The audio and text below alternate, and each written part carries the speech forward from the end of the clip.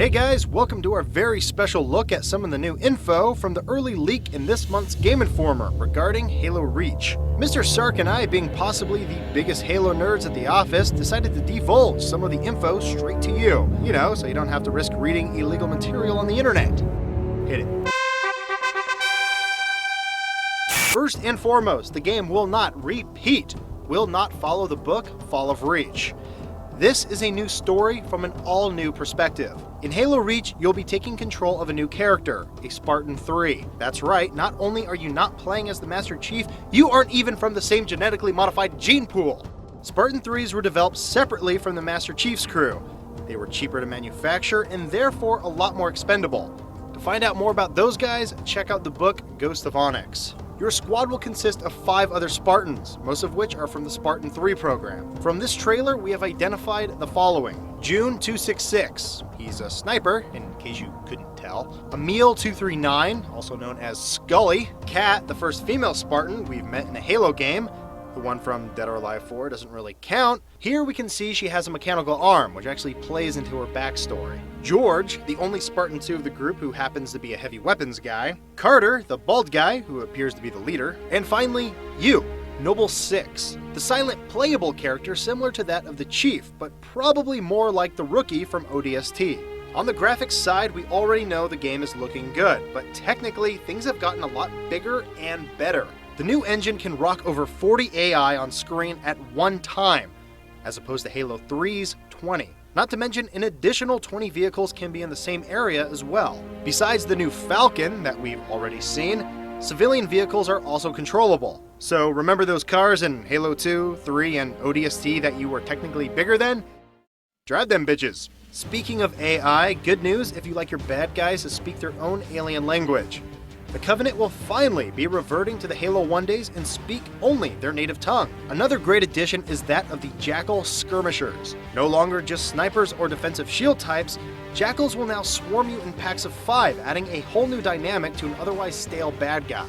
That's about it for the general stuff. For the rest of the nitty-gritty, I've asked Mr. Sark to come in and give out some of his thoughts. Sark? Thanks, Pixel. All right, guys. Now, I know you've been asking for new gameplay updates in Halo ever since 2, and the good news is that they're here. Now, we've been screaming for a sprint function or something to kick the game up a notch, and it's finally happening. You guys remember equipment pickups? Yeah, me neither. Radar jammers and flares, you might remember, were completely useless and were so bad Bungie took them off the online portion of the game. Thankfully, they're fixing all of this. No longer will you waste equipment pickups. This time, they're actual attachments to your armor. For example, you pick up a sprint upgrade and it'll allow you to run for short bursts. Likewise, if you want to use the cloak ability, you just swap that piece of equipment out and voila. Each of these upgrades have a recharge time so people can't overuse them online, and it's going to make things crazy. Another update that I'm happy to see is the return of the health packs. They worked well in ODST, and they're going to work here, I promise. Don't freak out. And on top of all that, your grenade load just got a whole lot simpler, okay? Spike grenades, flame bombs, gone. And that's good because, come on, you really only need a good frag and a plasma anyway, right? How often did you throw a flame bomb online? Never, because it would crash Xbox Live. Anyway, if any of you guys think different, you're a noob. That's right. You heard it right here. I'm Sark, and I'm always right. Of course, like any good sequel, we're going to see some new weapons. We've got the one-shot DMR sniper, some updates on old favorites, and even a new Needler rifle. That's going to be awesome. The Needler needs to get pimped. But guns blazing isn't your only option. Oh no, Spartan 3's got a fever, and the only cure is more knife. Yeah, that was bad. I can't do Christopher Walken, what can I say? But you know what, you can actually assassinate enemies if you stay hidden long enough to give them an Italian necktie. That's where you cut their neck and you pull their tongue out. I don't know if that's actually going to be in the game that detailed, but you get the idea. And finally, everything you MLG pros ever wanted is back. We're talking online, multiplayer, replays, Forge, even co-op for the single-player crowd.